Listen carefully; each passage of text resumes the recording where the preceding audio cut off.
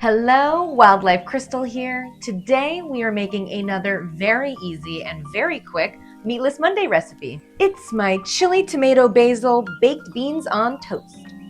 And of course, I'll write down all of the nutritional benefits of each ingredient so that if you're cooking with your family, you can explain to them exactly why we're eating what we're eating. I hope you guys enjoy. For ingredients, you'll need 2 cans of white beans, 5 medium-sized tomatoes, 1 handful of basil, 2 or 3 cloves of garlic, 1 to 2 chilies, and a splash of olive oil. You're going to start by chopping up all of the ingredients. Cut the chilies nice and thin so they release all the flavor in the pan. For the garlic, you're going to want to mince it nice and small. And for the tomatoes, you're going to cut all of them up roughly. Put them in a bowl for later. Next, you'll add the chilies and the garlic to an oiled pan. Cook until brown.